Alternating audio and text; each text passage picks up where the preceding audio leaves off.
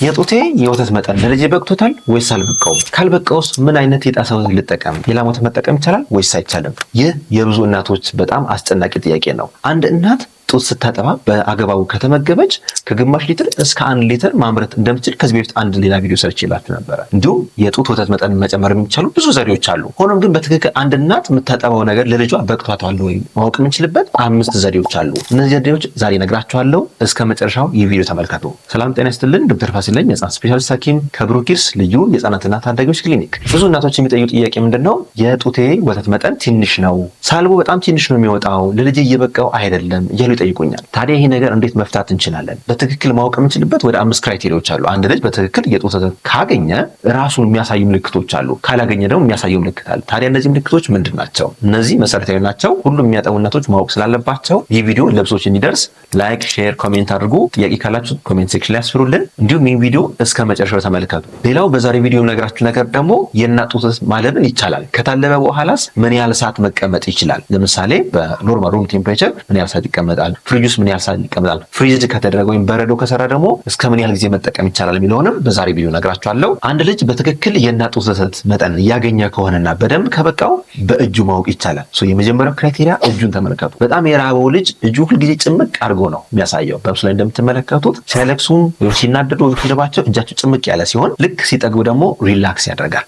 መፍታታት ይጀምራሉ፣ እንቅልፍ ሊወስዳቸው ይጀምራል ማለት ነው። ስለዚህ በበቂ መጠን ጡት ካገኙ ልጆች ይተኛሉ፣ በቂ ረፍት ያገኛሉ። ቢያንስ ለ3 ሰዓት ለ2 ሰዓት መተኛት አለባቸው። ከዛ በፊት ቶሎ ቶሎ የሚነቁ ከሆነ ግን በትክክል ጡት ወተት አለበቃውም ማለት ነው። ስለዚህ ሁለተኛው ክራይቴሪያ በቂ እንቅልፍ ማግኘት ነው። በቂ እንቅልፍ የሚባለው ህፃናት እንደየህፃናቱ ቢለያይም እንቅልፋቸው የሚረብሻቸው በጣም ብዙ ምክንያቶች አሉ። ህፃናትን ወዳቸው ውስጥ አየር ሲወጥራቸው ሊረብሻቸው ይችላል። ካካቸው አልወጣ ሲል ሊረብሻቸው ይችላል። ድምፅ ሊረብሻቸው፣ ብርሃን ሊረብሻቸው ይችላል። ስለዚህ ብዙ ምክንያት አለው። ግን በአማካኝ አንድ ልጅ በትክክል ከጠባ በትንሹ 2 ሰዓት በጣም ቢበዛ ደግሞ ለ3 ሰዓት እና ለ4 ሰዓት ሊተኛ ይችላል። ሆኖም ግን ጨቅላ ህፃናት በተለይ ደግሞ እድሜያቸው ከ3 ወር በታች ከ2 ወር በታች ከሆነ ከ3 ሰዓት በላይ እንዲተኙ ባትፈቅዱላቸው እመክራቸዋለሁ። ቀስቅሳችሁ ቶሎ ቶሎ ማጥባት ይመከራል። ለምን? በትክክል ኪሎአቸው እንዲጨምር ማለት ነው። ስለዚህ ሁለተኛው ክራይቴሪያ በቂ እንቅልፍ፣ የተረጋጋ እንቅልፍ ማግኘት። በቂ እንቅልፍ ካላገኙ ግን የሆነ ችግር አለ። እሱን የጤና ባለሙያ ቀርባችሁ ማማከር ተገቢ ነው የሚሆነው። በነገራችን ላይ ስለ ጨቅላ ህፃናት ቁርጠት፣ ስለ ጨቅላ ህፃናት ካካ አለማለት፣ እንደዚህ መሳሰሉት ከዚህ በፊት በጣም ብዙ ቪዲዮዎች ሰርቻለሁና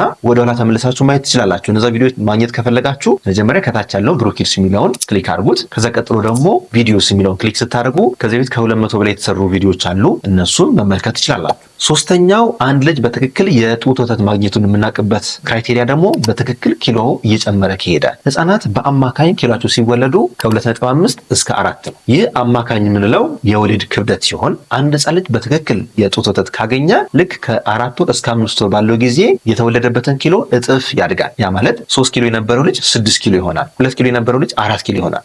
ይሄንን በአግባቡ መከታተል ተገቢ ነው የሚሆነው። በነገራችን ላይ እኛ ሀገር አልተለመደም እንጂ ባደጉት ሀገራት ህፃናት ገና ከተወለዱ ጀምሮ ቋሚ የሆነ የእድገት ክትትል ያደርጋሉ። የቁመትም የኪሎ የሰውነታቸውም ሳይዝ ቼክ ይደረጋል። ስለዚህ በአግባቡ ህፃናት ገና ከተወለዱበት ጊዜ ጀምሮ የህፃናት ስፔሻሊስት ሐኪም ጋር ቀርቦ ማሳየት፣ ማስመርመር፣ ክትትል ማድረግ ተገቢ ነው የሚሆነው። በነገራችን ላይ ይህን አገልግሎት ማግኘት ከፈለጋችሁ፣ የእድገት ክትትል አገልግሎት ማግኘት ከፈለጋችሁ ከታች ባሉ ስልኮች ደውላችሁ ብሩክ ኪድስ ልዩ የህፃናትና ታዳጊዎች ክሊኒክ ላይ አገልግሎቱ ማግኘት ትችላላችሁ። ስለዚህ ሶስተኛው ክራይቴሪያ ኪሎ በትክክል እየጨመረ ከሆነ ነው። አንድ ህፃን ልጅ በትክክል እንዲያድግ በቁመትም በኪሎም እንዲያድግ 4 መሰረታዊ ነገሮች ያስፈልጉታል። ይህን ነገር በባለፈው ቪዲዮ ሰርቼላችኋለሁ። ታስታውሱ ከሆነ የመጀመሪያው ምግብ ነው። ምግብ እንግዲህ ከእናት ጡት ወተት ይጀምራል። የእናት ጡት ወተት በበቂ መጠን እስከ 6 ወር በደንብ ማግኘት ይኖርባቸዋል። ሁለተኛው ክራይቴሪያ ደግሞ አንድ ህፃን በትክክል እንዲያድግ የሚያስፈልገው ነገር ደግሞ በቂ የሆነ ግሮዝ ሆርሞኖች ወይንም የእድገት ሆርሞኖች፣ የታይሮይድ ሆርሞኖች ያስፈልጉታል። ሶስተኛው ደግሞ በቂ የሆነ እንክብካቤ ከወላጅ ማግኘት አለበት። አራተኛው ደግሞ በበቂ መጠን ኦክሲጅን ማግኘት አለበት። ኦክሲጅን ማለት ከአየር የሚወሰድ ንጹህ አየር ማለት ነው።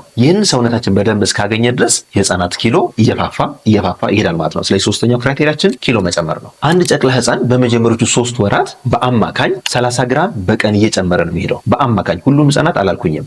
በአማካኝ ግን 30 ግራም እየጨመረ ይሄዳል። ስለዚህ በወር በ2 ወር ክትትል ወቅት የዛን ኪሎ በትክክል እያደገ መሆኑን ቼክ ማድረግ አለባችሁ። እንዳልኳችሁ ልክ 4 ወር እስከ 5 ወር ደግሞ ደብል ያደርጋል። 1 ዓመት ላይ ደግሞ ትሪፕል ያደርጋል። 3 ኪሎ የነበረው ልጅ ሲወለድ ልክ 1 ዓመት ላይ ከ9 እስከ 10 ኪሎ ይሞላል ማለት ነው። በትክክል የእናት ጡት ወተት ማግኘት የምናውቅበት አራተኛው ክራይቴሪያ በቂ የሆነ ሽንት መኖር፣ በቂ የሆነ ካካ ወይም ሰገራ መኖር። እንግዲህ የሽንት መጠን እንደየህፃናቱ ይለያያል፣ እንደሚያገኙት የወተት አይነትና የወተት ብዛት ይለያያል። የእናት አመጋገብ ይወስነዋል። እናት በቂ አመጋገብ ተጠቅማ በቂ ፈሳሽ ካላት በደንብ ተጠባ ከሆነ በአማካኝ በቀን ቢያንስ 6 ጊዜ እንዲሸኑ እንጠብቃለን ህፃናት፣ በተለይ ጨቅላ ህፃናት ማለት ነው። የሰገራን በተመለከተ ደግሞ እንደየህፃናቱ ይለያያል። አንዳንዱ ልክ በጠባ ቁጥር ቶሎ ቶሎ ካካ የሚላለ፣ አንዳንዱ ደግሞ በ3 ቀን በ5 ቀን በ7 ቀንም በ8 ቀን የሚሉ ህፃናት አጋጥሞን ያውቃል። በተለይ ደግሞ የእናት ጡት ወተት በባህሪው ሙሉ መመጠጥ የሚችል ነው፣ ወይም አሰር ወይም ፋይበር የለውም። ስለዚህ አንዳንድ የጡት ወተት የሚወስዱ ህፃናት በአማካኝ እስከ 7 ቀን ሁላ ሊቆዩ ይችላሉ እና የሰገራው መጠን ስለ ጡት ወተት መጠን ብዙ የሚነግረን ነገር የለም። ሽንት ግን በጣም ወሳኝ ነው። ሽንት በደንብ መሽናት ይኖርባቸዋል ህፃናት። አምስተኛው ደግሞ ቼክ ማድረግ የምንችልበት ነገር በትክክል እየጠባ ነው ወይ የሚለውን አያያዛችንን፣ የልጁ አቀማመጥና የልጁ አጠባብ ዘዴዎችን ቼክ ማድረግ ያስፈልጋል። አንድ ህፃን ልጅ በትክክል ወተት ካገኘ አይነጫነጭም። ቢያንስ ከ3 እስከ 5 ጊዜ ሳብ ያደርግና ዋጥ ያደርጋል። ሳብ ያደርግና ዋጥ ያደርጋል። ያ ማለት በትክክል ወተት እያገኘ ነው ማለት ነው፣ እየረካ ነው ማለት ነው። ሌላው አታችመንትና ፖዚሽኒንግ የሚባል ነገር አለ። ከዚህ በፊት ሌላ ቪዲዮ ላይ ሰርችላችኋለሁ። ፖዚሽኒንግ የምንለው የልጁ አያያዝ ነው። በትክክል ልጁን ደግፋችሁ መያዝ አለባችሁ። አንድና ስታጠባ መጀመሪያ ሪላክስ አድርጋ ወደ ኋላ ተደግፋ መያዝ። ልጁ ወደ አካሉ በደንብ መጠጋት አለበት። ወደ አካሏ ካስጠጋችሁ በኋላ አካሉ ከአካሏ መገናኘት አለበት። ሙሉ ሰውነቱ ደግሞ ቀጥ ያለ ሰርፌስ ላይ ወይም እጇ ላይ ማረፍ አለበት። አንገቱ መታጠፍ የለበትም ወይም እግሩ መዘርጋት የለበትም። በደንብ መደገፍ ይኖርበታል። ይህ ስናደርግ ለልጁ ኮምፎርት ይኖራል፣ ለእናትየውም ኮምፎርት ይኖራታል ማለት ነው። ሁለተኛው ደግሞ አታችመንት ነው። አታችመንት የእናት ጡት ወተትና የልጁ አፍ የሚገናኙበት ፖዚሽኒንግ ማለት ነው። ይህን ስናደርግ ልጁ ሪላክስ እንዲያደርግ መጀመሪያ መቀስቀስ፣ ከዛ ልጁ እንዲነቃ የእናት ጡት ጫፏን አፉን ነካ ማድረግ፣ በደንብ አፉን ሲከፍት በደንብ ማጉረስና ከንፈሩ በደንብ ግልብጥ ብሎ በደንብ እንዲጠባ ማድረግ ተገቢ ነው የሚሆነው። ይህ አንደኛ እናትን ህመም እንዳይሰማት፣ ጫፏን ብቻ የሚይዝ ከሆነ አንድ ህፃን ልጅ ህመም ይሰማታል፣ እናትየዋ ሊቆስልም ይችላል። ስለዚህ በደንብ ካጎረስ ነው ግን እንደምታዩት በምስሉ ላይ የእናትየዋ ጡት ጫፏ ወደ ጉሮሮ አካባቢ ይደርሳል። ያ ማለት ምንም ህመም አይኖረውም ማለት ነው። ስለዚህ በትክክል ፖዚሽን ካደረግን፣ በትክክል ደግሞ አታችመንቱን ከፈጠርን ልጁም በአግባቡ የሚጠባ ከሆነ የእናት ጡት ወተት መጠን በቅቶታል ማለት ነው። ስለዚህ ካልበቃስ የእናት ጡት ወተት መጠን በትክክል ካልበቃስ ምን ማድረግ አለብን? እሱን ከመናገር በፊት የእናት ጡት ወተትን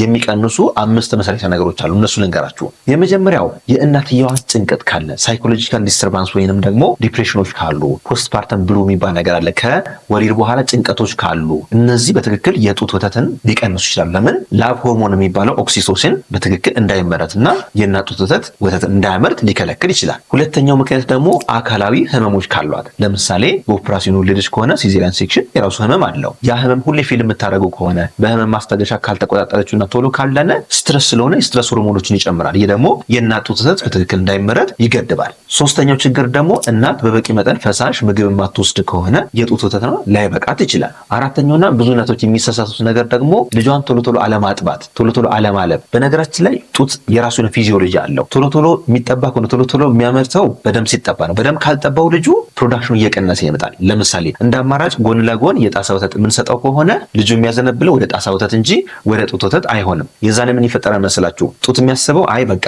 ይበቃዋል፣ ይሄን ያህል ፕሮዲዩስ የሚያደርገው ይበቃዋል ብሎ ፕሮዳክሽኑ እየቀነሰ ይመጣል። ስለዚህ ፊዚዮሎጂውን እንዳናስተጓጉለው ልጁ ቶሎ ማጥባት አለብን። በየ2 ሰዓቱ በየ3 ሰዓቱ ሲጠባው እያመረተ ይሄዳል። ስለዚህ የመጀመሪያዎቹ 3 ወይም 5 ቀናቶች በጣም መሰረታዊ ናቸው። በዚህ ጊዜያቶች እናት ወጥራ በደንብ ማጥባት ይኖርባታል፣ መታገል ይኖርባታል፣ በቂ ፈሳሽ መውሰድ አለባት። ተጨማሪ መረጃዎች ደግሞ ማግኘት ከፈለጋችሁ ከዚህ በፊት ሌላ የሰራሁላችሁ ቪዲዮዎች አሉ። በተለይ የጡት ወተት መጠን የሚጨምሩ 6 ዘዴዎች ብዬ የሰራሁት ሌላ ቪዲዮ አለ፣ እሱ መመልከት ትችላላችሁ። በመጨረሻ የምነግራችሁ አንድ እናት የታለበ ወተት ቢኖራት ምን ያህል ጊዜ መጠቀም ትችላለች የሚለው ነው። በሩም ቴምፕሬቸር ወይም ደግሞ በኖርማል ቴምፕሬቸር በክፍል ባለ ቴምፕሬቸር እስከ 4 ሰዓት መጠቀም ይቻላል፣ የታለበን ወተት ማለት ነው። ሁለተኛ ደግሞ ፍሪጅ ውስጥ የምናስቀምጠው ከሆነና በአማካኝ የፍሪጁ ቴምፕሬቸር 4 ዲግሪ ሴንቲግሬድ ከሆነ ከ3 እስከ 4 ቀን ሁላ መቆየት ይችላል። ፍሪዝ ከተደረገ ያማት በረዶ ከሰራ ግን እስከ 6 ወርም ኢቭን ፍሪጅ ውስጥ ተቀምጦ ከ6 ወር በኋላ አሙቆ መስጠት እንደሚቻል የሲዲሲ ጥናት ይጠቁማል። ይህ ሲዲሲ ፕሬዘንት ያደረገው መረጃ ነው። እንግዲህ በዚህ መረጃ መሰረት